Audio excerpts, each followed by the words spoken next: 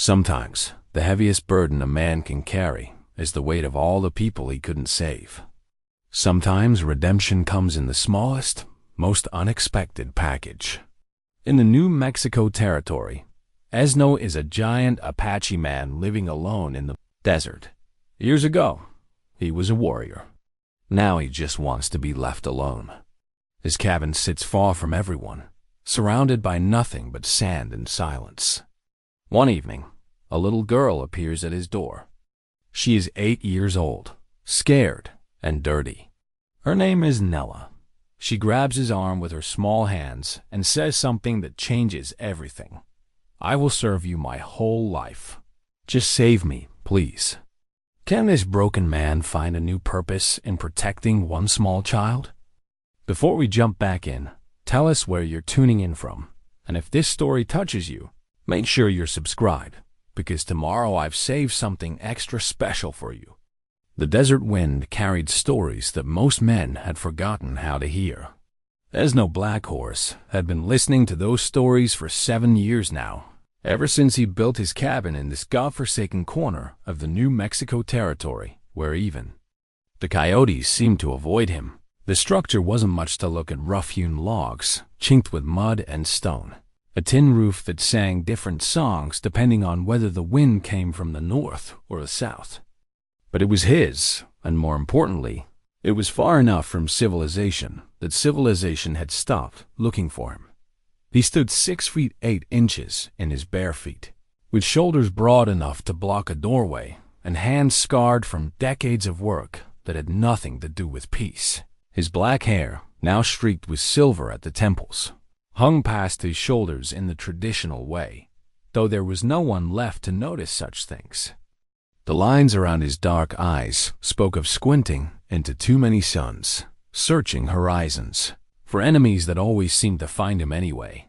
This morning, like every morning for the past 7 years, Ezhno rose before dawn. His routine had become as predictable as the sunrise. Check the small garden behind the cabin, where he grew beans and corn in defiance of the harsh soil. Inspect the snares he'd set for rabbits, and scan the surrounding landscape for any sign that his solitude had been compromised. The Apache in him never stopped being vigilant, even when there was nothing left to protect. On a shelf near his bed sat a cracked ceramic bowl that had once held the sacred pigments for war paint. Red clay from the sacred mountains, white chalk from the ancient caves, black charcoal from lightning-struck trees.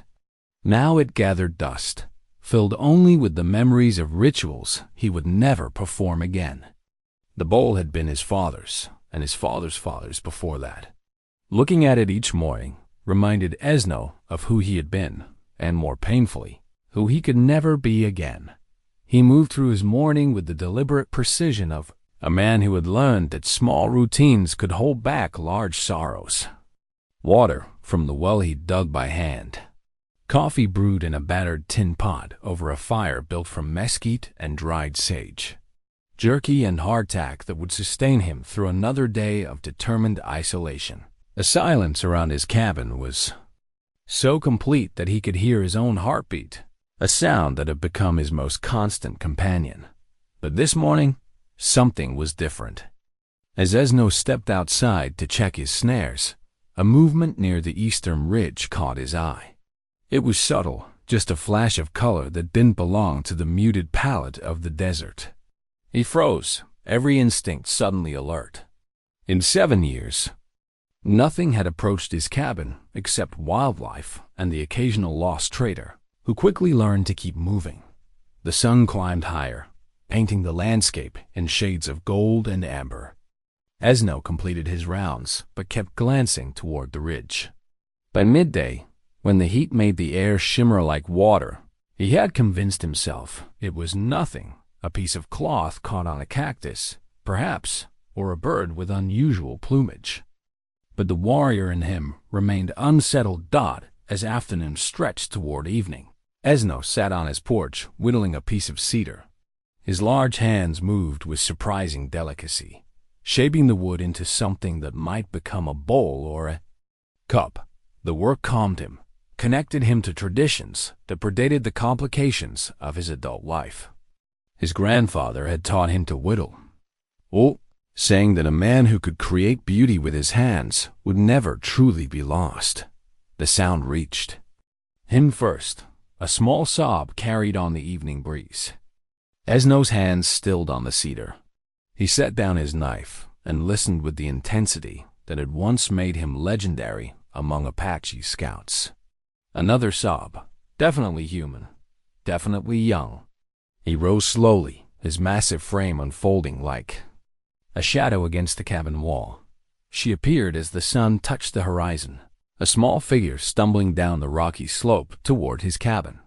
Even at a distance, Ezhno could see that she was a child 8 years old, maybe 9, with tangled brown hair and a dress that had once been blue but was now torn and stained with dust and something that might have been blood. She moved with the unsteady gait of someone who had been walking for a very long time. Ezhno's first instinct was to retreat into his cabin and wait for her to pass. He had not spoken to another human being in 3 months, and before that, it had been even longer. The life he had built here was predicated on avoiding exactly this kind of complication. Children meant families, and families meant questions, and questions meant people would start remembering who Ezhno Blackhorse used to be. But the child stumbled and fell, her small cry of pain echoing off the canyon walls. Something deep in Ezhno's chest tightened, a feeling he had been carefully avoiding for 7 years. He found himself walking toward her before his mind had consciously made the decision. Up close, she was even smaller than she had appeared from a distance. Her face was streaked with dirt and tears, and her brown eyes held a terror that made Ezhno's stomach clench. This was not a lost child wandering away from a campsite. This was a child running from something. "Please," she whispered, and her voice was so small it was almost lost in the desert wind. "Please don't hurt me." Ezhno stopped several feet away, acutely aware of how his size might frighten her. He knelt slowly, bringing himself closer to her eye level. "I won't hurt you," he said, and was surprised by how rusty his voice sounded after hours of silence. "What's your name?" "Nella," she said, clutching something against her chest. Looking closer, Ezhno could see it was a torn photograph, partially burned at the edges. "Are you going to send me back?" "Back where?" Ezhno asked gently. Nella's face crumpled, and fresh tears cut tracks through the dust on her cheeks. "They killed them," she whispered. "They killed Mama and Papa and little Thomas. They burned our house down with them inside." The words hit Ezhno like physical blows. He had seen enough violence in his life to recognize the particular kind of grief that comes from witnessing unspeakable things. This child had watched her family die. Who killed them? He asked, though part of him already suspected the answer. The New Mexico territory was a hard place where hard men did hard things, especially when land and money were involved. "The men with badges," Nella said. "They said we had to leave, but Papa said the land was ours legal. They said it didn't matter what papers we had." Her small hands tightened on the burned photograph. "I hid in the root cellar like Mama told me. I heard her screaming." Ezhno closed his eyes briefly. Badge-wearing murderers who burned families out of their homes. It was a story as old as the territory itself. Land grabbers, claim jumpers, men who used the law as a cover for theft and worse. He had seen it before, had even been asked to help stop it before his world fell apart. "How long have you been walking?" he asked. 3 days, I think. Maybe 4. I tried to stay hidden during the day, but I ran out of water." She looked up at him with eyes that seemed far too old for her face. "Are you going to help me?" The question hung in the air between them like smoke from a distant fire. Ezhno looked at this small, broken child and felt the careful walls he had built around his heart beginning to crack. He had spent 7 years telling himself that he was done helping people, done being responsible for anyone's fate but his own. He had learned the hard way that trying to do the right thing could cost everything a man held dear. But looking at Nella, at the trust and desperation warring in her young face, Ezhno found himself remembering other children he had known. Apache children who had learned to run and hide before they learned to walk properly. His own sister's children, lost to disease and displacement. The weight of all the people he couldn't save pressed down on him like a physical burden. "I don't know," he said honestly. "I'm not the man I used to be." Nella studied his face with the serious intensity that trauma often forced on children, too young to understand why the world had suddenly become cruel. Then she did something that surprised him. She reached out and touched his hand with her small, dirty fingers. "I will serve you my whole life. Just save me, please," she said, and her words carried the weight of a sacred vow. Ezhno stared down at her small hand on his scarred knuckles. In that moment, he heard something he hadn't heard in 7 years. His grandfather's voice, speaking words from long ago. A warrior's true strength is not in the enemies he defeats, but in the innocent he protects. The sun had nearly set now, painting the sky in shades of red and gold that reminded him of the war paint he would never wear again. Somewhere out there, men with badges and guns were probably looking for this child, intent on silencing the only witness to their crimes. And here she was, asking him, a broken, exiled Apache warrior, to stand between her and that darkness. Ezhno looked into Nella's eyes and saw something that terrified him more than any enemy he had ever faced. Hope. Ezhno brought Nella inside as the last light faded from the sky. His cabin, which had felt spacious in its solitude, now seemed cramped with another person sharing the space. She sat on the edge of his simple wooden chair, still clutching the burned photograph, her eyes darting nervously around the room as if expecting danger to materialize from the shadows. "Are you hungry?" he asked, and she nodded without speaking. Ezhno moved to his small store of supplies, acutely aware of how his every movement seemed to startle her. He heated water over the fire and prepared a simple meal of beans and cornbread, watching from the corner of his eye as Nella gradually relaxed in the warmth of the cabin. When he set the plate before her, she ate with the desperate hunger of someone who hadn't seen food in days. Between bites, she began to talk, her voice barely above a whisper, as if speaking too loudly might summon the men who had destroyed her world. "Papa came here from Missouri," she said, holding the burned photograph so Ezhno could see it. The image was damaged, but still showed a young couple with 2 children, Nella and a boy who couldn't have been more than 5. He said there was good land here, land where a man could make something of himself. Mama didn't want to come, but Papa said it was our chance. Ezhno studied the photograph, noting the hopeful expressions on the faces of people who had believed in fresh starts and new beginnings. He had seen that look before, on the faces of countless settlers who had come west with dreams that the territory rarely allowed them to keep. "The men who came," he said carefully, "did they say what they wanted the land for?" Nella's small hands trembled slightly as she set down her spoon. "They talked about the railroad coming through. Said there were important men in Santa Fe who needed our land for progress." Her voice grew smaller. "Papa showed them the deed, but they laughed. Said the deed wasn't worth the paper it was written on if the right people wanted the land." Railroad. Men. Ezhno felt a familiar anger stir in his chest, carefully banked but never fully extinguished. The coming of the railroad had been disrupting lives across the territory for years, bringing with it a particular brand of corruption that hid behind the promise of progress. Families displaced, communities destroyed, all in the name of connecting. Distant cities that most of the displaced would never see. "Can you describe the men?" he asked.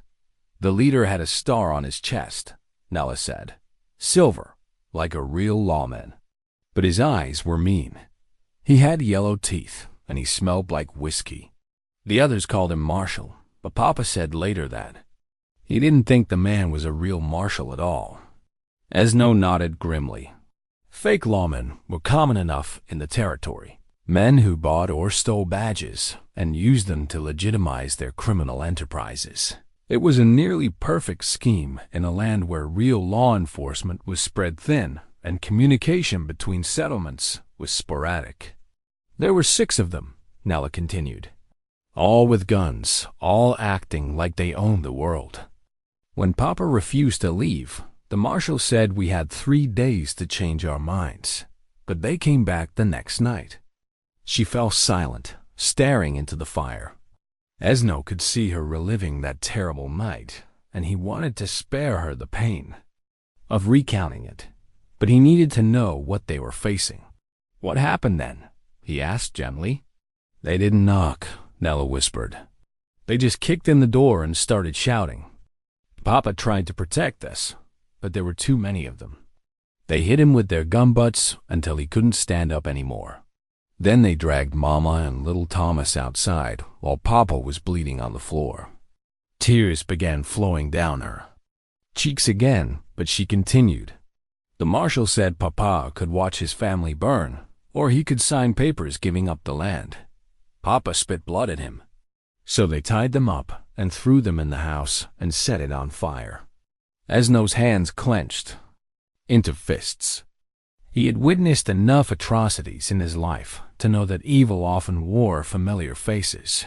But the casual cruelty Nella described still had the power to ignite the warrior's rage he thought he had buried. How did you escape? He asked. Mama made me promise that if bad men ever came, I would hide in the root cellar and not come out no matter what I heard. She made me promise. Nella's voice broke. I heard her screaming for Papa to just sign the papers, but he wouldn't. He wouldn't save them. Your father was trying to save you, Ezhno said quietly. If he had signed, they would have killed you, all anyway. This way, you lived. Nella looked up at him with eyes that held depths of pain no child should know. I waited until the fire burned out. Then I took what I could carry and started walking. I didn't know where to go, but I remembered Papa saying there was a man living alone in the desert, an Apache man who used to be a scout for the army. Papa said if we ever needed help and had nowhere else to turn, we might find him. Your father knew about me? Ezhno asked, surprised. Papa talked to traders sometimes. They told stories about an Apache scout who could track anything, who knew the desert better than any white man. They said he helped good people and hurt bad people until something happened and he disappeared. She studied his face. You're him, aren't you? The one they call Ghostwalker? Ezhno winced at the old name. Ghostwalker, a name he had earned for his ability to move unseen through enemy territory, to appear and disappear like smoke on the wind. It had been a name spoken with respect by allies and fear by enemies. Now it felt like a relic from someone else's life. That was a long time ago, he said. But you could still do it, couldn't you? Help people, I mean. Help me. Before Ezhno could answer, a sound from outside made him freeze. Horses moving slowly and trying to be quiet about it. His warrior instincts, dormant for 7 years, snapped to full alertness. He held up a hand for silence and moved to the window, carefully peering. Through a gap in the shutter's dot in the moonlight, he could see 3 riders approaching his cabin. They moved with the cautious precision of men who had done this kind of work before, spread out to cover multiple escape routes, weapons ready but not openly displayed. Even at a distance, Ezhno could see the glint of metal on their chests. Badges. They found me, Nella whispered behind him, her voice filled with terror. Ezhno's mind raced through possibilities. The cabin had only 1 door and 2 windows, making it a poor defensive position. The nearest cover was 50 yards away across open ground. Against 3 armed men in broad daylight, those would be insurmountable odds. But in darkness, with his knowledge of the terrain and their likely inexperience with night fighting, the odds were more manageable. Listen to me carefully, he said, turning to Nella. Do exactly what I tell you when I tell you, and don't ask questions. Can you do that? She nodded, fear and trust warring in her expression. There's a loose board in the back wall, behind the water barrel. When I say go, you squeeze through there and run for the big rocks to the north. Stay low, stay quiet, and don't look back no matter what you hear. I'll find you when it's safe. What about you? She asked. Ezhno moved to a corner where he kept his few weapons, a knife, a bow, and a rifle that hadn't been fired in years. The familiar weight of the knife felt strange in his hand after so long. I'm going to remind these men why they used to call me Ghostwalker, he said. The riders had stopped about 100 yards out, probably planning their approach.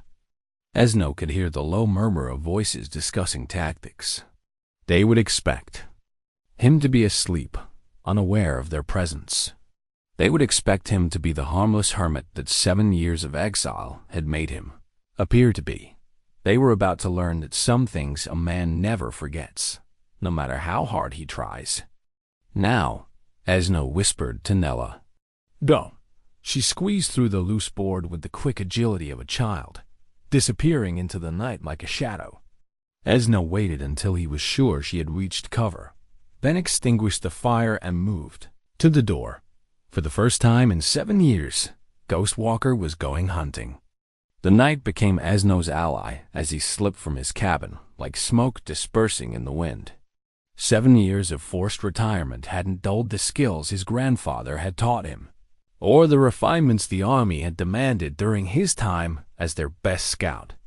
His feet found the quiet places between stones.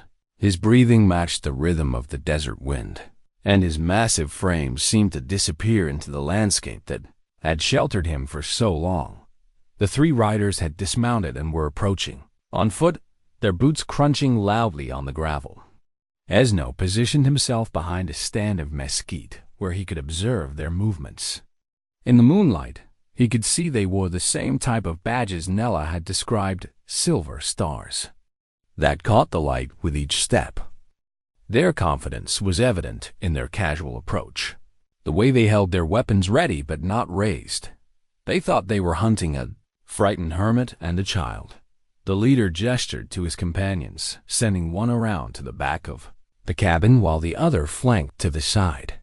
Basic tactics competently executed. These men had done this before. Ezhno let them complete their positioning, studying each man's movements, noting their habits and preferences. The leader favored his right side, probably an old injury. The man circling back moved like someone who relied more on intimidation than skill. The third man held his rifle with the easy familiarity of someone who knew how to use it. When they were in position, the leader called out, "Black Horse, we know you're in there, and we know you've got something that belongs to us. Send the girl out, and nobody has to get hurt." Ezhno remained motionless, letting the silence stretch. He knew they would interpret his lack of response as fear or defiance, both of which would make them careless. "Maybe he ain't here, Marshal," called the man at the back of the cabin. "Place looks empty. His horse is in the corral. You fool." The leader snapped. "He's here. Probably scared witless." He raised his voice again. "Black Horse, you've got 30 seconds to send that girl out, or we come in shooting." 25 seconds later, when no response came, the leader nodded to his men. They moved toward the cabin with weapons raised, the leader heading for the front door while his companions covered the back and side. That's when Ezhno struck. He moved like his namesake, appearing behind the man at the rear of the cabin as if materializing from the shadows themselves. His knife found the space between the man's ribs before the raider could even register his presence. Ezhno caught the body as it fell, lowering it silently to the ground and taking the man's rifle in one fluid motion. The leader reached the cabin door and kicked it open, rushing inside with his gun ready. "Empty," he called out. "Check the third man's scream cut through the night as Ezhno's arrow took him in the shoulder, spinning him around and sending his rifle clattering across the rocks. The leader burst from the cabin, eyes wild as he tried to locate the source of the attack. "Show yourself, you coward," he shouted into the darkness. "Fight like a man." "I am fighting like a man." Ezhno's voice came from everywhere and nowhere, seeming to echo off the canyon walls. "The question is, what are you fighting like?" The leader spun toward the sound, firing blindly into the darkness. The muzzle flash lit up his face for an instant, revealing features twisted with fear and rage. When the echoes faded, the silence was complete except for the wounded man's labored breathing. "You know what I am," Ezhno continued, his voice now coming from a different direction. "Your friend there bleeding on the rocks knows. The dead man behind the cabin knows. The question is, do you want to learn the lesson they've already learned?" "We're lawmen," the leader shouted. "You can't just—" "You're murderers," Ezhno interrupted. And now his voice was close enough that the leader could feel it as much as hear it. "You burn families in their homes. You kill children. You wear badges to hide your crimes. What you are not is lawmen." The wounded man tried to crawl toward his rifle, but an arrow thudded into the ground inches from his hand. He froze, understanding that the next arrow wouldn't miss. "The girl is under my protection now," Ezhno said. "You have two choices. You can ride away and never come back, or you can join your friend behind the cabin. Choose quickly, before I decide for you." The leader's hand trembled on his gun. "You don't know who you're messing with, Black Horse. There are powerful men who want that girl dead. Important men. They'll send more of us. They'll keep sending men until—" He never finished the sentence. Ezhno appeared beside him like a shadow given form, the knife in his hand catching moonlight as it pressed against the man's throat. "Then I'll keep killing them," Ezhno said quietly. "As many as they send, for as long as it takes. Do you understand me?" The leader nodded frantically, feeling the sharp edge against his skin. "Good. Now you're going to get your wounded friend, load your dead friend, and ride out of here. You're going to tell whoever sent you that Nella is under Apache protection, and that the next men who come for her won't be given the choice to leave. Are we clear?" "Clear," the leader gasped. Ezhno stepped back, melting into the shadows as quickly as he had appeared. The leader helped his wounded companion to his feet, and together they loaded the dead man across his horse. As they prepared to leave, the leader called out one last time. "This ain't over, Black Horse." "No," Ezhno agreed from the darkness. "It's just beginning." After the riders disappeared into the night, Ezhno waited a full hour before calling softly for Nella. She emerged from her hiding place among the rocks, moving carefully in the darkness until she reached his side. "Are they gone?" she whispered. "For now." Ezhno looked down at her. This small child who had already seen too much violence for one lifetime. "But they'll be back, and next time they'll bring more men. What do we do?" Ezhno was quiet for a long moment, staring out at the desert that had been his refuge. He could stay and fight, turn his cabin into a fortress, and make his last stand on ground of his choosing. But that would only delay the inevitable. If powerful men wanted Nella dead, they would eventually succeed through sheer numbers. Or he could do what he had sworn never to do again: run. Take responsibility for another person's life and try to keep them safe in a world that seemed determined to destroy innocence wherever it found it. "We leave," he said finally.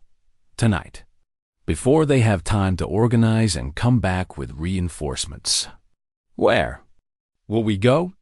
Ezhno reached into his shirt and pulled out a leather pouch that hung around his neck, his medicine pouch, filled with sacred herbs and stones that connected him to his ancestors and their wisdom.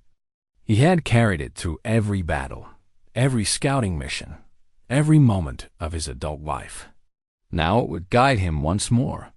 "My grandfather once told me that when a warrior protects the innocent, he walks in harmony with the spirits of all who came before him," he said. "We'll go where the spirits lead us and trust that the path will become clear. He began gathering supplies while Nella watched, her young mind probably struggling to process how quickly her world had changed again. Less than an hour ago, she had been safe in his cabin, eating her first hot meal in days. Now they were preparing to flee into the desert night, with killers on their trail and nowhere to call home. But as Ezhno prepared for the journey ahead, he felt something he hadn't experienced in 7 years' purpose. For the first time since his exile began, he had something worth fighting for again. They traveled through the night, Ezhno leading them along paths that existed more in memory than on the ground. Nella rode behind him on his horse, a sturdy Mari named Ayana, who had been his only companion during the years of exile. The child's small arms wrapped around his waist, and he could feel her fighting sleep, even as exhaustion threatened to overwhelm her young body. "Where are we going?" she asked as they paused at a rocky outcrop to rest the horse and check their back trail. "There's a place my people used to call the Weeping Stones," Ezhno said, scanning the horizon for any sign of pursuit. "Hidden canyons where water runs year-round, and a person can see enemies coming from many miles away. We'll be safe there while we decide what comes next." Nella pulled the silver locket from beneath her torn dress, opening it to reveal a small photograph of her family. Even in the moonlight, Ezhno could see the love captured in those faded faces, a young couple holding their children, everyone smiling as if the future held nothing but promise. "Mama gave this to me on my last birthday," she said quietly. "She said it would keep our family close to my heart always, even when we were apart." Tears began flowing down her cheeks again. "I didn't know she meant like this." Ezhno knelt beside her, his large hands gentle as he helped her close the locket. "Love doesn't die when people do," he said. "It changes, becomes something different, but it doesn't disappear. Your mama and papa and little Thomas, they're still with you in here." He touched his chest above his heart, and in here. He touched her temple softly. "No one can take that away from you. Is that what happened to your family?" Nella asked with the directness that only children possessed. The question caught Ezhno off guard. He had spent 7 years avoiding any conversation that might lead to his past, but this child's innocence made evasion feel like cowardice. "My wife and daughter died of the spotted sickness 12 years ago," he said. "Same fever that took half my band that winter. I was away scouting for the army, trying to help make peace between my people and the soldiers. When I came home, they were already buried. That's why you became a hermit," Nella said with matter-of-fact understanding. "You didn't want to lose anyone else." Ezhno stood slowly, marveling at how this child could see truths that had taken him years to acknowledge. "Sometimes the safest way to live is alone," he said. "But that's not really living, is it?" Nella asked. "That's just not dying." Before Ezhno could respond to that uncomfortable observation, Ayana's ears pricked forward and she whinnied softly. Someone was coming. Ezhno lifted Nella onto the horse and led them deeper into the rocks, finding a position where they could observe the trail without being seen. A lone rider appeared in the moonlight, moving slowly and carefully along the path they had taken. But as the figure drew closer, Ezhno realized this wasn't one of their pursuers. The rider was too small, too young, and sat the horse with the easy grace of someone raised in the saddle. "It's a boy," Nella whispered. The rider was indeed a boy, perhaps 14 or 15 years old, with dark hair and skin that suggested Spanish or Mexican heritage. He had stopped near the rocky outcrop and was studying the ground with the careful attention of someone who knew how to track. "Hello," the boy called softly into the darkness. "I know you're there. I've been following your trail for hours." Ezhno kept his hand on his knife, studying the young man for any sign of deception. The boy carried a rifle across his saddle, but his posture suggested caution rather than aggression. "My name is Diego Morales," the boy continued. "I think maybe we have the same enemies." After a moment of internal debate, Ezhno stepped from concealment, keeping his weapons ready but not threatening. "What do you want?" Diego's eyes widened slightly as he took in Ezhno's size, but he didn't retreat. "Are you the Apache scout they call Ghost Walker?" "I used to be. Now I'm just a man trying to protect a child. The men who burned out that family near Rabbit Creek, they came to my father's ranch 3 days ago. Said we had to sell our land for half what it's worth, or they'd take it for nothing." Diego's young face hardened with anger beyond his years. "My father told them where they could go. That night, they burned our barn and killed 20 head of cattle. Left a message saying next time it would be the house with us inside." Nella urged Ayanna forward until she could see Diego clearly. "Did they have badges? Was their leader a man with yellow teeth?" "Yes," Diego nodded. "Called himself Marshal Briggs. But my father says he's no more a real marshal than I am." "Briggs," Ezhno repeated, filing the name away. Having a name for their enemy was useful, but it also confirmed that this was bigger than just one family's land dispute. These men were operating across a wide area, using the same tactics against multiple families. "There are others," Diego continued. "Families all up and down the valley getting the same treatment. Some have sold and moved on. Others have tried to fight and ended up like—" He looked at Nella sympathetically. "I'm sorry about your family." "Ah, you here alone?"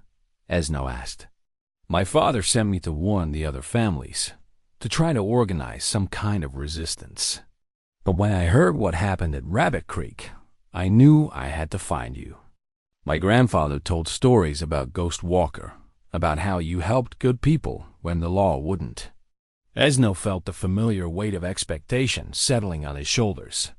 It was the same feeling he'd had as a young scout when Army officers asked him to find missing people or track dangerous outlaws. The difference was that then he'd had the backing of the United States military. Now he was one man with a child to protect and enemies who seemed to have unlimited resources. "I'm not a hero," he said carefully.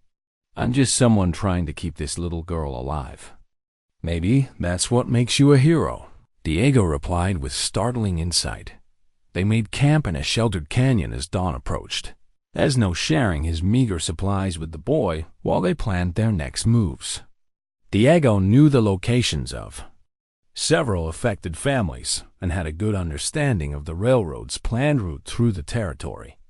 As they talked, a disturbing pattern emerged. "They're not just grabbing random land," Diego said, sketching a rough map in the dirt. "Look at the pattern. Every family they've targeted owns property along the proposed rail line, and every piece of land has water rights or mineral potential." Ezhno studied the map, his military experience helping him see the strategic implications. Someone with access to railroad surveys and geological reports is providing them with targets. "Someone important," Diego agreed. "Someone in Santa Fe. Maybe even in Washington." Nella had fallen asleep against Ezhno's side, exhaustion finally overcoming her fears. As he watched her sleep, Ezhno realized that protecting her was no longer just about keeping one child safe. She was the only witness to a crime that was part of a much larger conspiracy, and there were powerful people who would stop at nothing to silence her.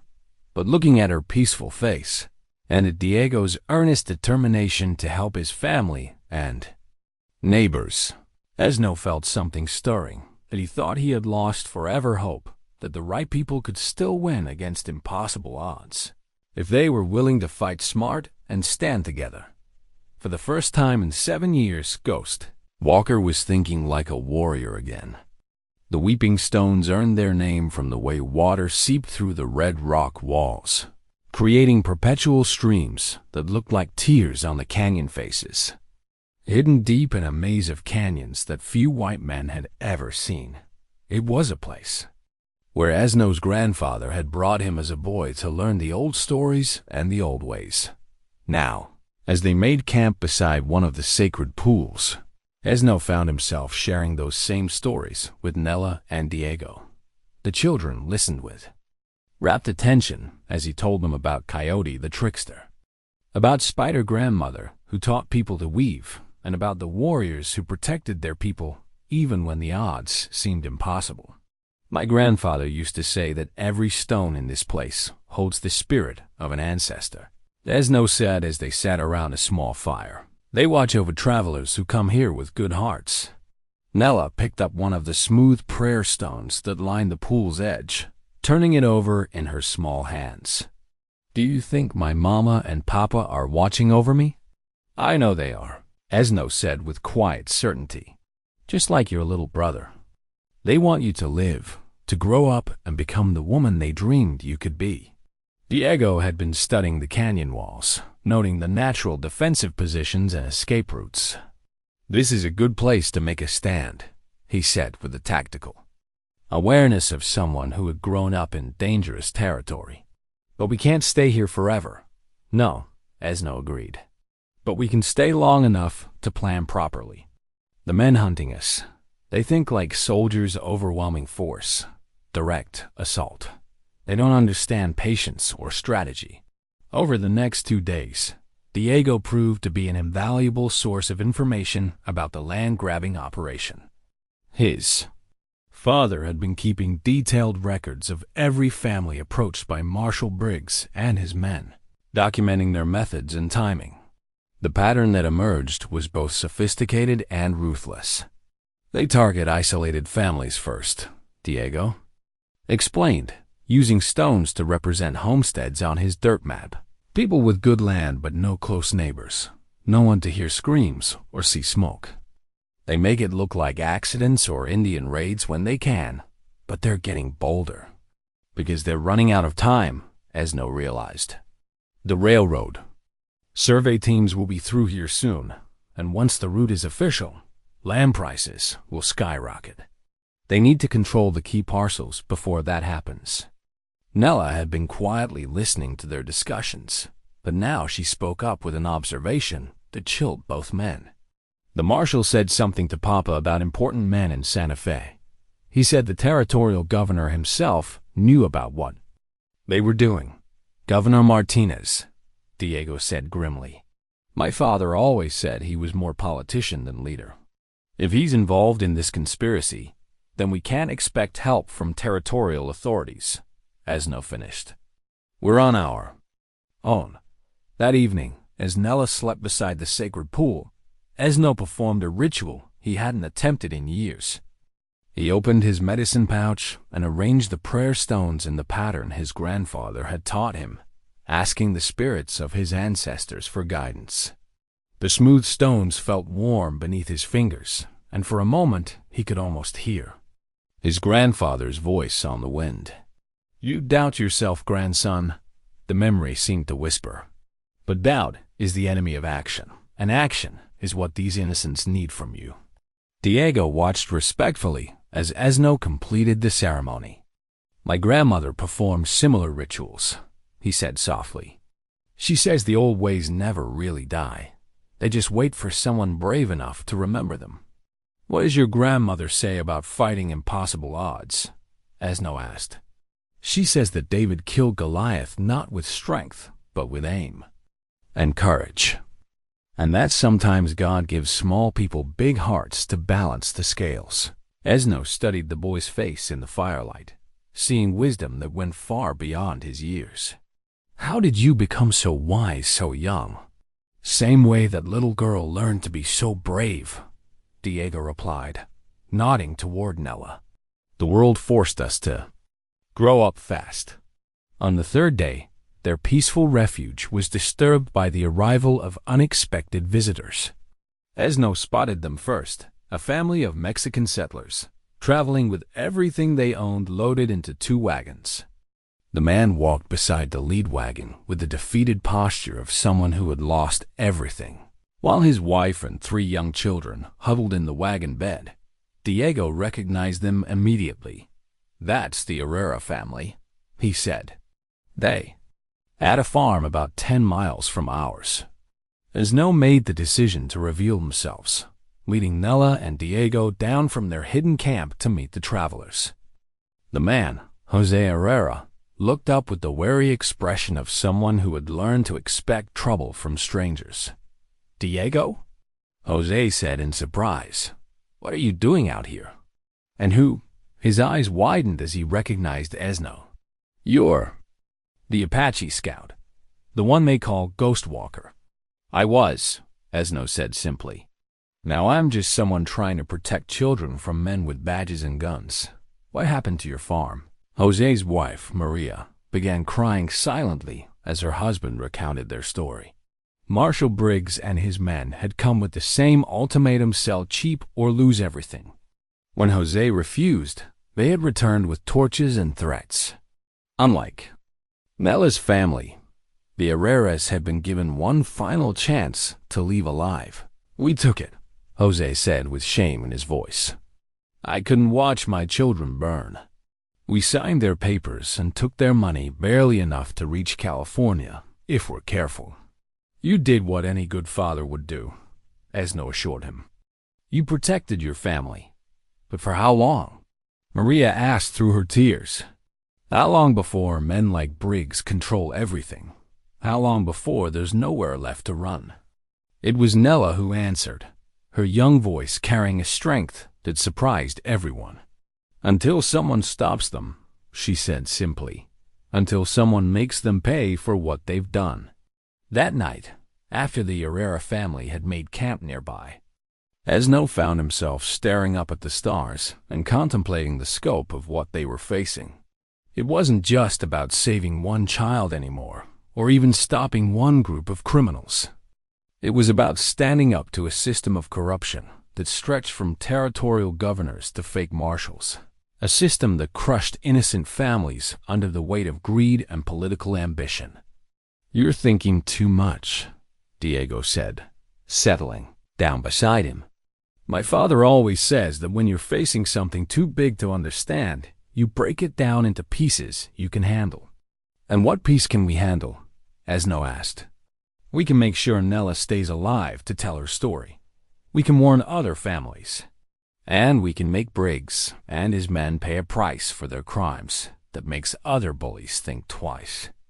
Ezhno nodded, slowly, feeling the truth in the boy's words. He couldn't single-handedly reform territorial politics or stop the railroad from coming.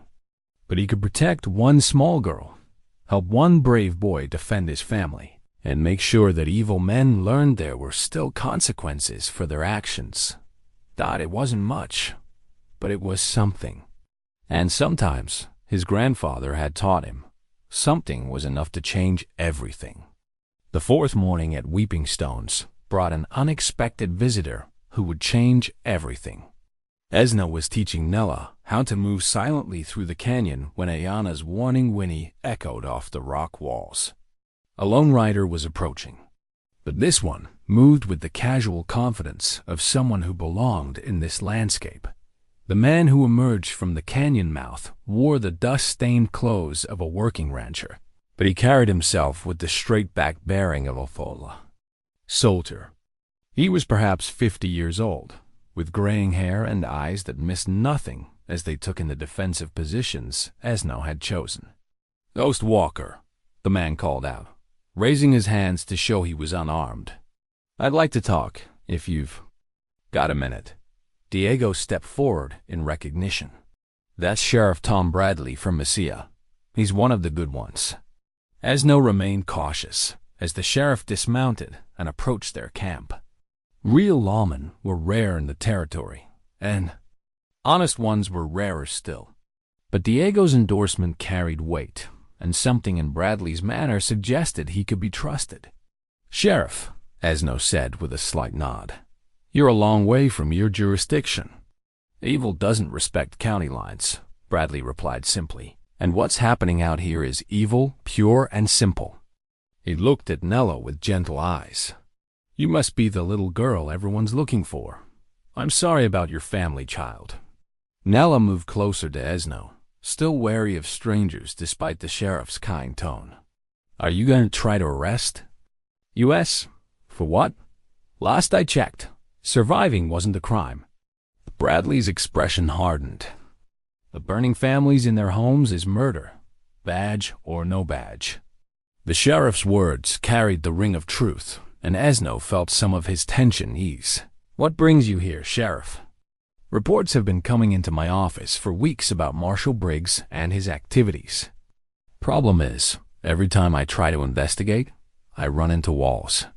Territorial officials telling me it's outside my jurisdiction. Army officers claiming they've never heard of him. Railroad lawyers with papers saying everything he's doing is legal." Bradley settled onto a rock, accepting the cup of coffee Diego offered him. "But yesterday, something changed. Got a telegraph from a friend in Santa Fe. Someone's been asking questions about you, Ghostwalker. Seems your reputation has reached some important ears." "What kind of questions?" Ezhno asked.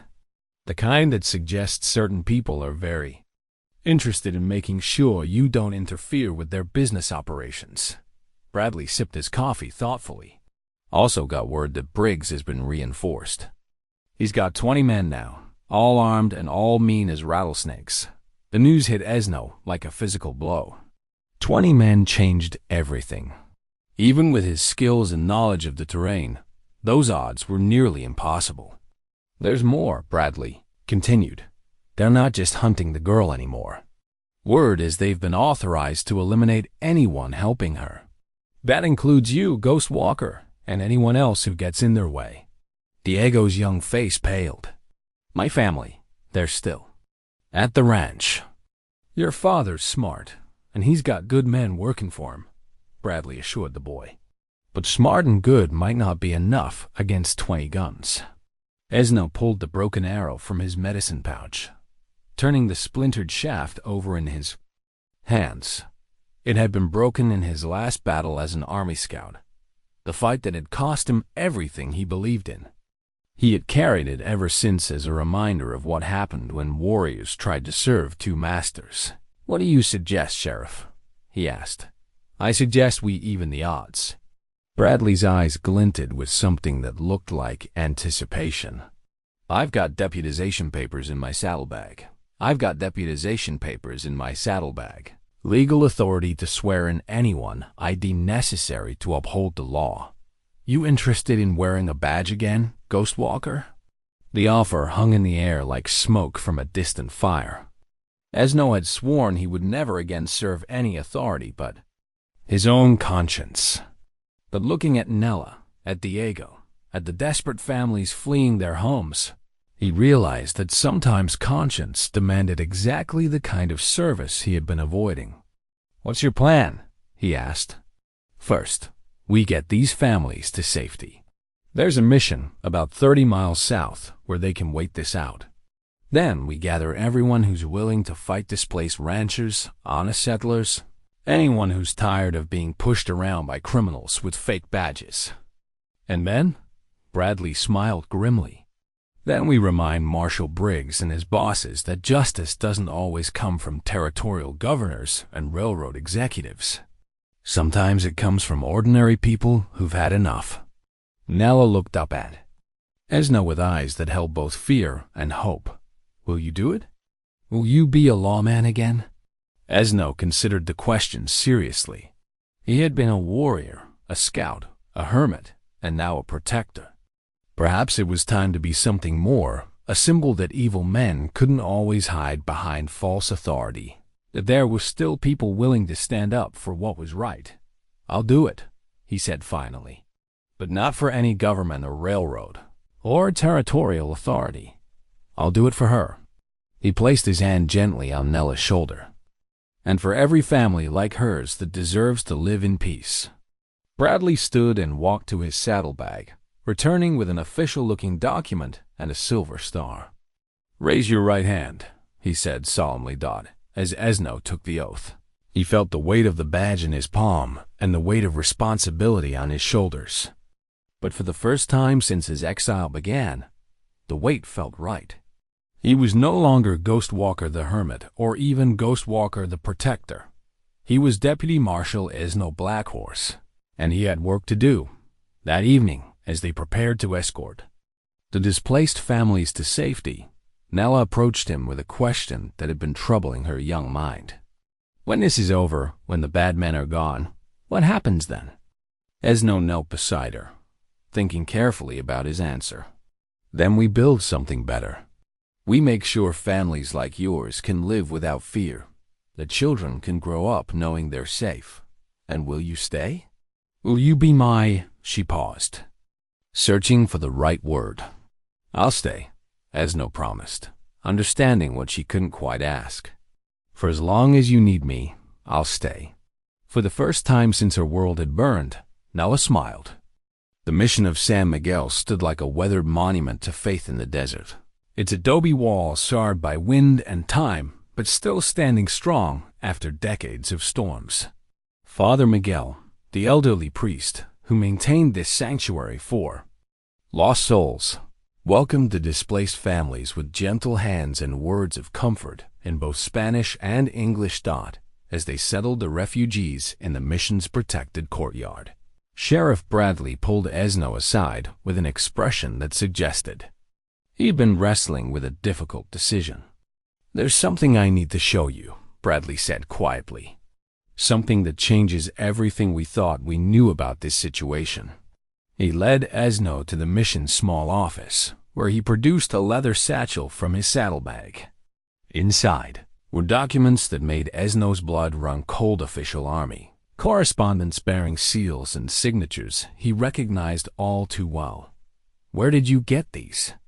Ezhno asked, his voice tight with sudden tension. From a friend in the territorial capital who thought I should know what I was getting into, Bradley replied. The question is, why didn't you tell me you used to be more than just a scout? Ezhno stared at the documents, his old commission. Papers, military service records, and most damning of all, the court-martial proceedings that had ended his career. They told a story he had hoped never to revisit, but now seemed destined to confront. I was Lieutenant Ezhno Blackhorse, Apache Scouts, U.S. Army, he said finally. Commissioned officer, not just a tracker for hire. And according to these papers, you were court-martialed for disobeying direct orders from Colonel Marcus Webb. Bradley's eyes searched Ezhno's face. The same Colonel Webb, who's now territorial military advisor, and, according to my sources, one of the main backers of this railroad land scheme. The revelation hit Ezhno like a physical blow. Webb, after all these years, the man who had destroyed his military career, was now orchestrating the destruction of innocent families. The symmetry was too perfect to be coincidence. What were the orders you disobeyed? Bradley asked gently. Ezhno closed his eyes, remembering a day 12 years ago when everything he believed about honor and duty had been shattered. Webb ordered me to lead a cavalry unit to a Apache winter camp where non-combatants were sheltering. Women, children, old people.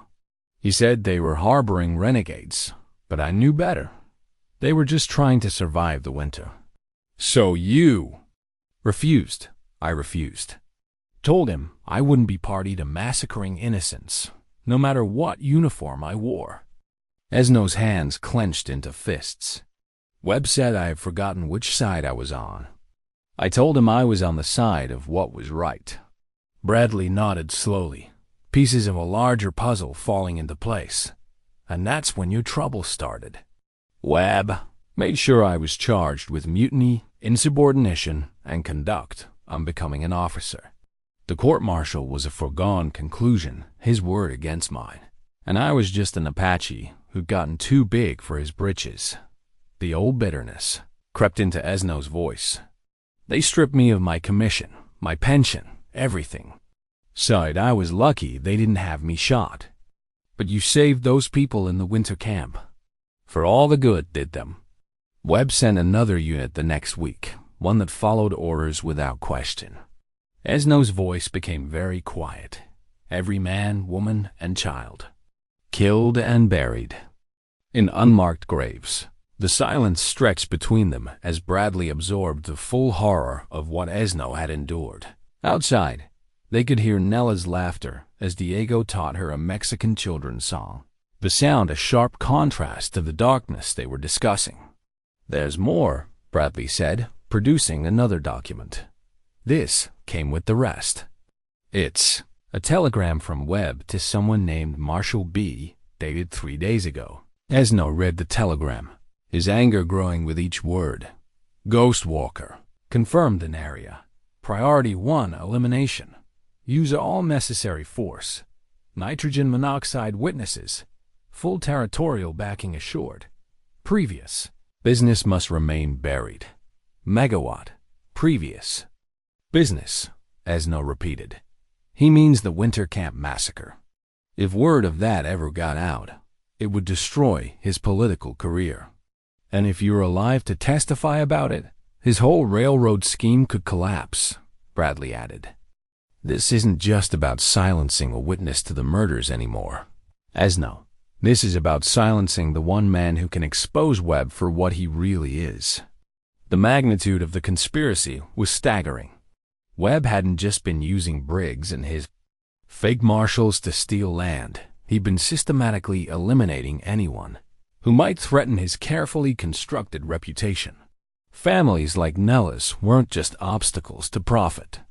They were potential witnesses to a pattern of corruption that went back years. How many people do you think he's killed to keep his secrets? Bradley asked. Too many, Ezhno replied grimly. And he'll kill as many more as it takes.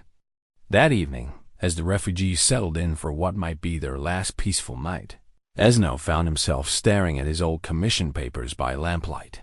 Father Miguel approached with a cup of coffee and the quiet wisdom that came from decades of ministering to lost souls.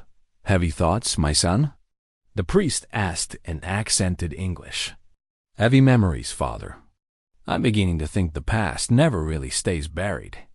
Perhaps because it's not meant to, Father Miguel suggested. Perhaps some wrongs can only be made right when the truth finally comes to light. Ezhno looked across the courtyard to where Nella slept peacefully for the first time in days, her small hand still clutching her mother's locket. That little girl shouldn't have to pay the price for my old battles with Colonel Webb, and perhaps she won't have to, if those battles are finally finished properly. The priest's eyes twinkled with unexpected steel. I've seen many men seek redemption in these walls, Deputy Blackhorse. Some find it in prayer, some in service to others. But you, I think you will find yours in justice. The next morning brought the sound of approaching horses, many horses, moving fast and with purpose. Diego ran to the mission's bell tower and confirmed their worst fears. Briggs and his 20 men were less than an hour away, riding hard for the mission. But as Ezhno prepared for what might be his final battle, he felt something unexpected, not fear, but a strange sense of completion.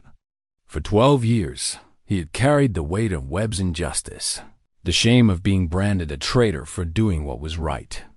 Now, with Nella depending on him and honest people looking to him for protection, he finally had the chance to prove that honor meant more than following orders. Sheriff, he said to Bradley as they checked their weapons, when this is over, if we survive it, I want you to send those documents to every newspaper between here and Washington. Let the world know what kind of man Colonel Webb really is. And if we don't survive? Ezhno touched the medicine pouch around his neck, feeling the weight of his ancestors' wisdom. Then at least we'll die fighting for something that matters. That's more than a lot of men can say. As the dust cloud of approaching riders grew larger on the horizon, Ezhno realized that this confrontation had been inevitable from the moment. Nella appeared at his cabin door. Some battles, his grandfather had taught him, were written in the stars long before the warriors were born to fight them. This was one of those battles. And for the first time in 12 years, Ezhno Blackhorse was ready to be the warrior he was born to be. The mission's thick adobe walls had withstood Apache raids, Mexican revolutionaries, and decades of desert storms. But they had never faced an enemy like Marshal Briggs and his 20 gunmen. Ezhno studied the fortress-like structure with a tactical eye, noting both its strengths and its vulnerabilities as he prepared for what might be the last battle of his life. The good news is that these walls will stop rifle bullets, he told Sheriff Bradley as they positioned a few able-bodied men among the refugees. "The bad news is that we're outnumbered 4-1, and they can afford to wait us out." Bradley checked his rifle with the calm precision of a man who had faced long odds before. "Maybe so, but they don't know this country like we do. And they sure don't know what it means to fight for something worth dying for." Father Miguel had insisted on staying with his flock, despite both lawmen urging him to flee. "This is God's house," the elderly priest said simply. "I will not abandon it to wolves in sheep's clothing." He had armed himself with an old shotgun that looked like it dated back to the Mexican War, but his hands were steady as he loaded shells. Diego moved between the defensive positions with the quick efficiency of youth, carrying ammunition and messages while keeping watch on the approaches. The boy had grown up fast over the past few days, but now he carried himself with the confidence of someone who had found his purpose. "They're setting up camp about a mile out," he reported after his latest scouting run. "Looks like they're planning to wait until dark before they attack." "Smart," Ezhno acknowledged. "Briggs may be a murderer, but he's not stupid. He knows we have the advantage in a direct assault during daylight." As the afternoon wore on, Ezhno found himself spending precious time with Nella, knowing that these might be their last hours together. The little girl had fashioned a small doll from scraps of cloth and straw, working on it with the intense concentration that children brought to important tasks. "What are you making?" he asked, settling beside her in the missions chapel. "It's you," she said, holding up the crude but recognizable figure. "See? He's big and strong, and he protects people." She had even managed to give the doll long black hair and a tiny version of his deputy's badge. "Why did you make it?" Ezhno asked, touched by the gesture. "So, you'll always be with me, even if—" She couldn't finish the sentence, but he understood. This child had already lost everything once. She was preparing herself for the possibility of losing it all again. "Nella," he said gently, "I need you to listen to me very carefully. No matter what happens tonight, you are not alone. Your mama and Papa and little Thomas, they're still with you in here." He touched her chest above her heart. "And all the people who love you now, Diego, Sheriff Bradley, Father Miguel, me, we're part of you too. That never goes away, no matter what." She nodded solemnly, clutching the little doll against her chest. "Will you promise me something?" "What's that?" "Promise you'll try really hard to not die tonight. Because I don't want to lose you too." The simple request nearly broke his heart. This child had already endured more loss than most adults, and now she was asking him not to add to her grief. It was a promise he wasn't sure he could keep, but looking into her trusting eyes, he knew he had to try. "I promise," he said. I'll fight as hard as I can to come back to you." As evening approached, Ezhno performed one final ritual. He opened his medicine pouch and arranged the prayer stones in the pattern his grandfather had taught him, asking for strength and wisdom in the battle to come. But this time, he added something new. He placed Nella's little doll among the sacred stones, making it part of the ceremony. "What are you doing?" she asked, watching with wide eyes. "I'm asking my ancestors to watch over you," he said, "to give you their protection and their courage." Diego joined them in the chapel, having completed his final preparations. The young man's face was set with determination, but Ezhno could see the fear underneath, the natural fear of someone facing his first real battle. "You don't have to do this," Ezhno told him. "You could slip out the back with some of the other families, try to reach your father's ranch, and leave you to face 20 men alone?" Diego shook his head. "My grandfather didn't raise a coward. Besides, this is my fight too. Briggs threatened my family, burned our neighbors.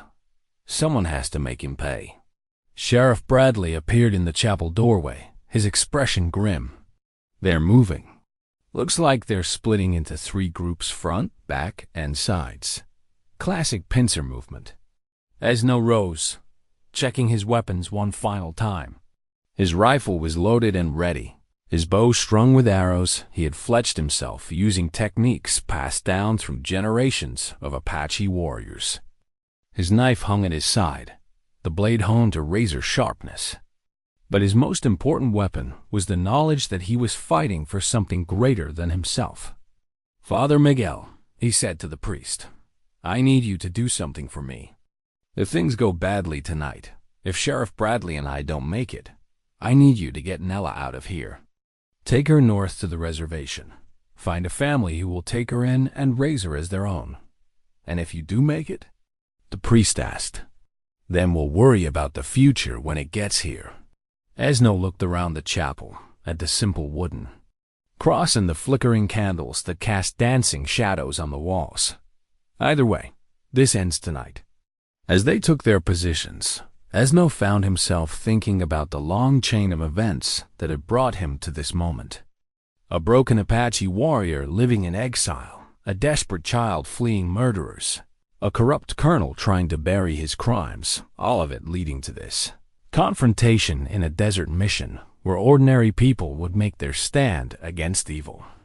The first shots came just after sunset, muzzle flashes lighting up the desert darkness like deadly fireflies. Briggs's men had surrounded the mission and opened fire simultaneously from all sides, their bullets thudding into the thick adobe walls with sounds like distant thunder. "Hold your fire until you have clear targets," Ezhno called out to his small band of defenders. "Make every shot count." The siege had begun, and with it, the final test of everything Ezhno Blackhorse believed about courage, honor, and the price of doing what was right. As bullets whined overhead and the acrid smell of gunpowder filled the air, he thought about his grandfather's words from long ago. A warrior's greatest victory is not defeating his enemies, but becoming worthy of the ancestors who came before him. Tonight, surrounded by innocent people depending on his protection, facing impossible odds against men who served only greed and corruption, Ezhno finally understood what those words meant. Win or lose, live or die, he was exactly where he was supposed to be, doing exactly what he was born to do. The battle for the mission, and for the soul of everything he held dear, had begun. From her hiding place in the chapel, Nella clutched her little doll and whispered a prayer her mother had taught her, asking God to keep the good people safe and to help them be brave. Outside, the sound of gunfire echoed through the desert night like a deadly storm. But inside the chapel, candlelight held back the darkness and hope refused to die. The final confrontation between Ghost Walker and his past was about to begin, and the fate of everyone he had learned to love hung in the balance. But for the first time in 12 years, Ezhno Blackhorse was ready to face whatever came next, because he knew he was fighting for something that mattered more than his own life, a future of a little girl who had taught him that redemption was always possible, no matter how dark the past. The battle erupted with the sudden violence of a desert thunderstorm. Briggs's men came at the mission from 3 directions, their rifles spitting fire in the darkness as they sought to overwhelm the defenders through sheer volume of lead. But Ezhno had chosen his positions well, and the thick adobe walls that had protected generations of faithful now served as shields for those who fought in the name of justice. "There," Diego called out, pointing to muzzle flashes near the mission's north wall. 6 of them trying to flank around the bell tower. Ezhno's rifle spoke once, twice, and one of the attackers spun away into the darkness with a cry of pain. Sheriff Bradley's steady fire from the main gate kept the frontal assault pinned down, while Father Miguel's ancient shotgun boomed from the chapel window, its spread shot forcing the attackers to keep their distance. But even as they held their ground, Ezhno could see the mathematical inevitability of their situation. They had perhaps 50 rounds of ammunition between them, while Briggs's men seemed to have an unlimited supply. Each shot the defenders fired was precious. Each shot their enemies fired was merely one of hundreds. "We need to break their momentum," Ezhno called to Bradley during a brief lull in the gunfire. "Make them think twice about this direct assault. What do you have in mind?" Ezhno pulled his father's war axe from his belt, the ancient weapon feeling right in his hands for the first time in years. The worn wooden handle was smooth from generations of use, and the stone blade still held the sharp edge his grandfather had knapped with patient skill. "I'm going to remind them why my people were never fully conquered," he said grimly. "Hold the mission. Protect Nella. I'll be back." Before Bradley could protest, Ezhno had slipped through a gap in the back wall and disappeared into the darkness, like his namesake ghost. The familiar weight of the war axe, combined with the tactical knowledge of both Apache warrior and army officer, transformed him into something far more dangerous than the men hunting him had bargained for. The first attacker never saw him coming. Ezhno materialized from the shadows like death itself, the war axe taking the man silently before he could cry out. Two more fell to his knife as he worked his way around the mission's perimeter, using every trick his grandfather had taught him about moving unseen in hostile territory. "Wilson? Henderson? Report." Briggs's voice carried across the desert, tinged with the first note of uncertainty. Ezhno smiled grimly in the darkness. Uncertainty was the enemy of aggressive tactics. Men who weren't sure what they were facing became cautious, and cautious men made mistakes. He struck again, this time leaving his war axe buried in a stunned attacker's chest where it would be found and recognized. The distinctive Apache weapon would send a clear message to the remaining men. They weren't just fighting a desperate hermit anymore. They were facing a warrior whose people had held this land for 1,000 years. "Jesus Christ!" one of Briggs's men shouted. "It's that damned Apache. He's out here in the dark with us." Panic was contagious. Ezhno heard boots running, men calling out to each other for reassurance, the disciplined assault beginning to fragment into frightened clusters. He had reduced their numbers by 4 and, more importantly, had shattered their confidence. But Briggs was no fool. His voice cut through his men's fear with the authority of someone accustomed to command. "Regroup at the front gate, all of you now. We take this place with one concentrated push." Ezhno raced back toward the mission, knowing that Briggs was about to throw everything he had at the main entrance. The remaining 16 men would mass their firepower and rush the gate, accepting casualties in exchange for overwhelming the defenders' ability to respond. He reached the mission wall just as Briggs's concentrated assault began. The sound was deafening. 16 rifles firing as fast as men could work the actions, bullets chewing chunks from the adobe walls and whining through the windows in a deadly swarm. "Here they come," Bradley shouted, his own rifle answering the storm of lead with carefully aimed shots. Through the smoke and muzzle flashes, Ezhno could see the attackers advancing in a ragged line, some carrying torches to light their way. Behind them, Marshal Briggs himself rode forward on horseback, shouting orders and brandishing a pistol that gleamed silver in the firelight dot. It was Briggs, the man who had murdered Nella's family, who served corrupt masters like Colonel Webb, who represented everything that was wrong with the territory's lawless expansion. Seeing him there, alive and confident while good people lay dead because of his greed, filled Ezhno with a cold rage that burned hotter than any torch. The final confrontation was at hand, and with it, the chance to balance scales that had been weighted against justice for far too long. Ezhno checked his rifle one last time, said a silent prayer to his ancestors, and prepared to meet his destiny in the desert night. The siege of the mission was about to reach its climax, and only one side would see the sunrise. The final assault came with the fury of men who had been bloodied and embarrassed, seeking to end the fight through overwhelming violence. Briggs's remaining men rushed the mission's main gate in a desperate charge, their torches turning the desert night into a hellscape of fire and shadow. Ezhno met them at the gate with the concentrated fury of 12 years of suppressed rage. His rifle spoke with deadly precision, each shot dropping an attacker until the weapon clicked empty.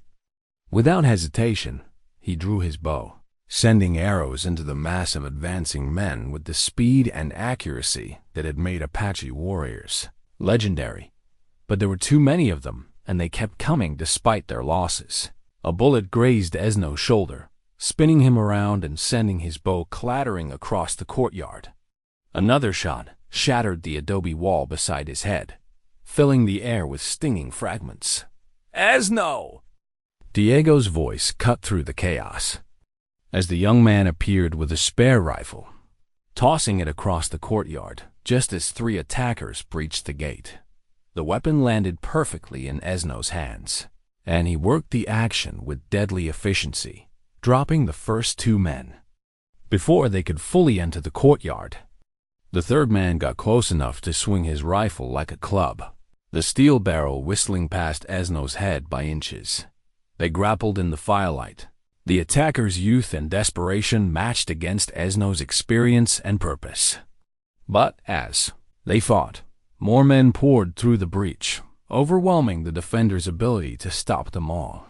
"Fall back to the chapel," Sheriff Bradley shouted, his own position becoming untenable as attackers flanked around both sides of the mission. Ezhno finished his opponent with a knife thrust and raced toward the chapel, where Nella and the other refugees had taken shelter. Behind him, he could hear Marshal Briggs's triumphant laughter as the corrupt lawman finally achieved his goal of breaching the mission's defenses. "Burn it down," Briggs commanded. "All of it, no witnesses." The chapel door slammed shut just as the first torches arced through the air, landing on the mission's wooden roof and spreading fire with hungry eagerness. Within moments, smoke began filtering through the gaps in the stone walls, and the temperature inside the chapel started to rise. "The children," Father Miguel said desperately, looking at Nella and the Herrera family's young ones. "We have to get them out of here." Ezhno studied their situation with tactical clarity. The chapel had only one door, which was now blocked by armed men. The windows were too small for adults to escape through, and even if the children could squeeze through, Briggs's men would be waiting outside. But as smoke continued to fill the space and the sound of crackling flames grew louder overhead, Ezhno remembered something from his childhood, a story his grandfather had told about warriors who found victory by choosing the unexpected path. "The bell tower," he said suddenly. "There's a rope that goes all the way to the top. If we can reach it, that's 30 feet straight up," Bradley protested. "And even if we make it, we'll be trapped on the roof with the whole place burning. Down around us. Not trapped," Ezhno corrected. "Elevated, with a clear field of fire and the high ground."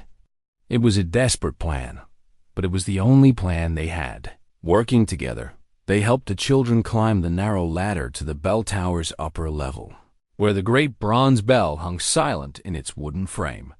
The rope that operated the bell extended through a hole in the roof, offering access to the mission's highest point. Nella was the first to make the climb, her small size and natural agility allowing her to reach the roof safely.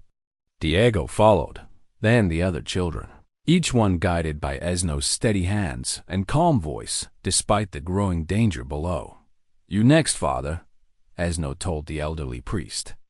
"I'm too old for such acrobatics," Father Miguel replied with surprising calm, "but I can still serve God's purpose here below." Before anyone could stop him, the priest had opened the chapel door and stepped out into the courtyard, his old shotgun in his hands. "Marshal Briggs," he called out in a voice that carried clearly over the sound of flames. "You want to burn God's house? Come through his servant first." The shotgun boomed twice, and Ezhno heard shouts of surprise and pain from the courtyard below. Father Miguel had bought them precious time with his sacrifice, but that time was running out as quickly as the fire was spreading. "Go!" Bradley shouted. To Ezhno, "Get up there with the children." I'll be right behind you. Ezhno scaled the bell rope with the fluid grace of someone who had learned to climb before he could walk properly.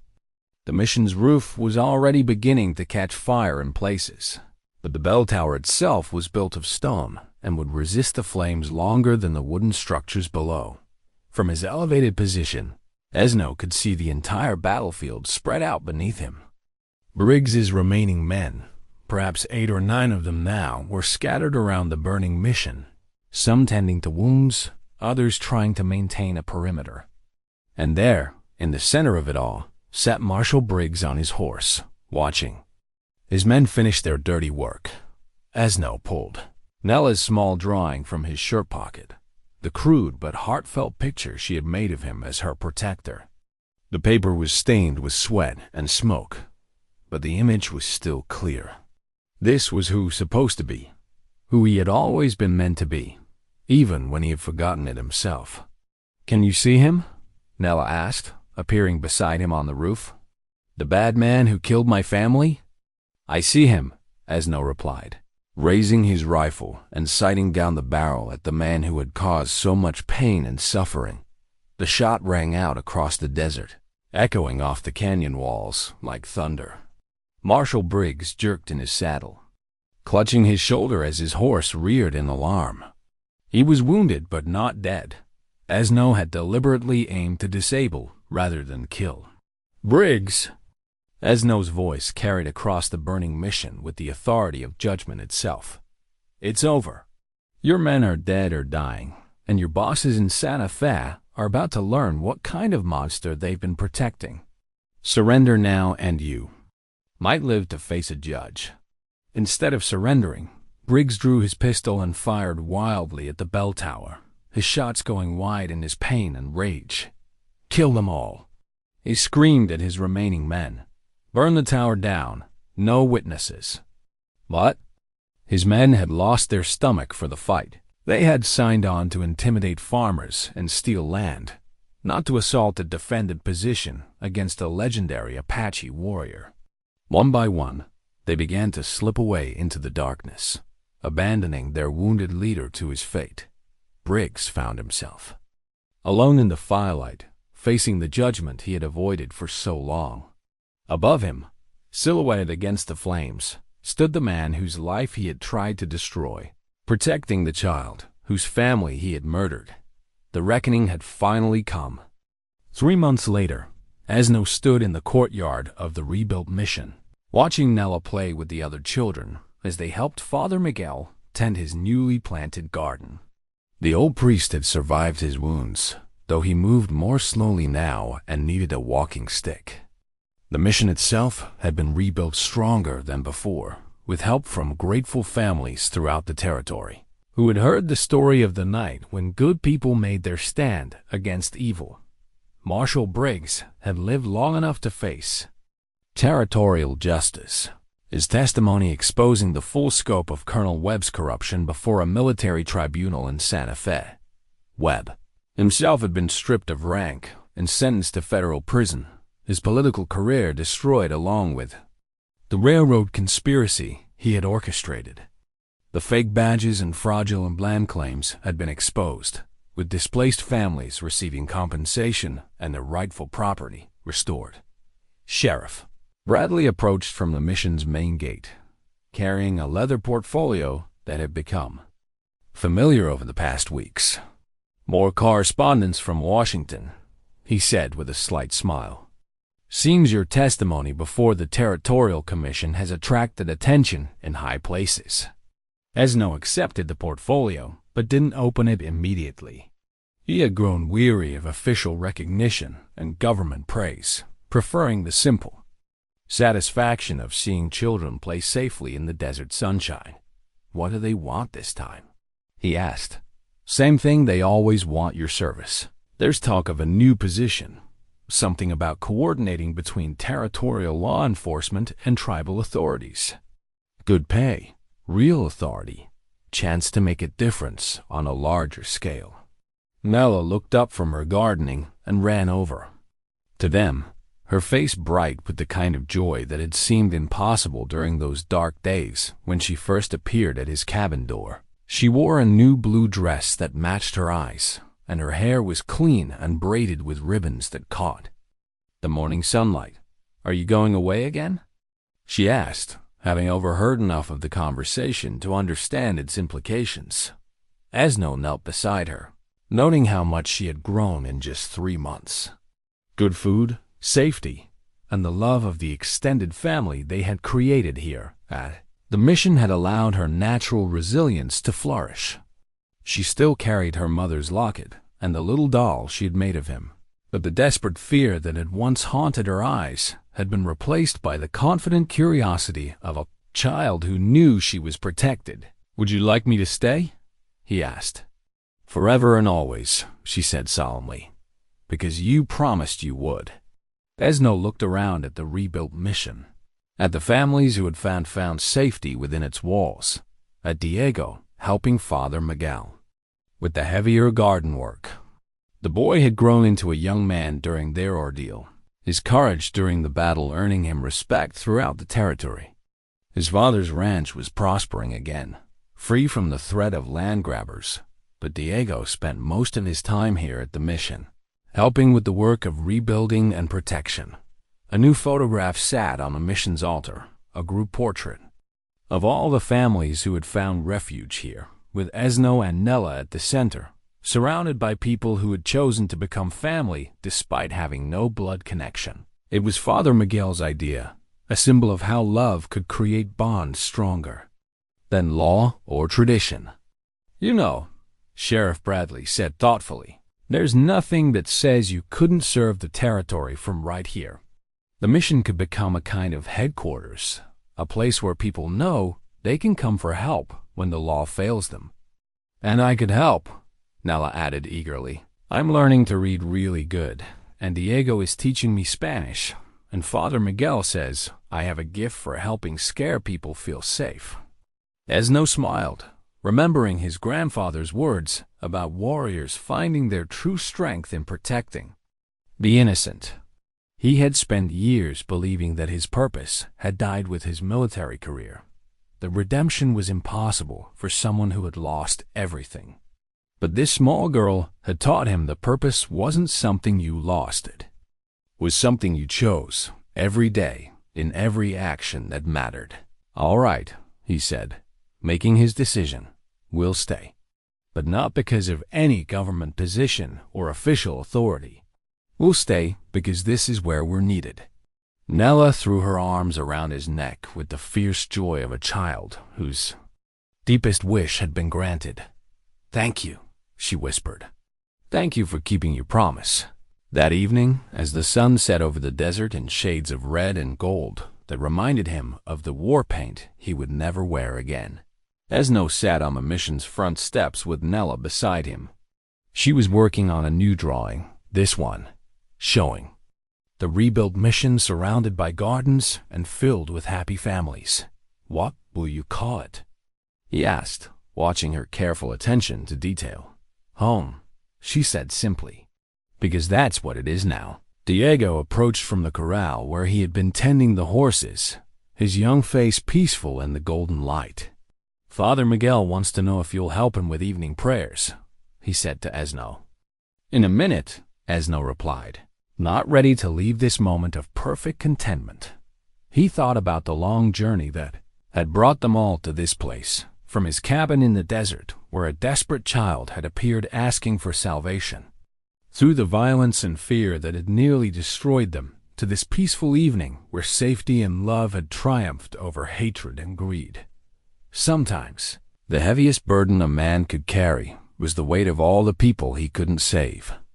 But sometimes, Ezhno had learned, redemption came in the smallest, most unexpected package in the form of a little girl who saw hope where others saw only shadows, who offered her whole life in service to someone she trusted to protect her dot as the stars appeared in the desert sky. Ezhno Blackhorse knew he was exactly where he belonged, doing exactly what he was meant to do. The ghosts of his past had finally been laid to rest, and the future stretched ahead, filled with promise and purpose. He was home.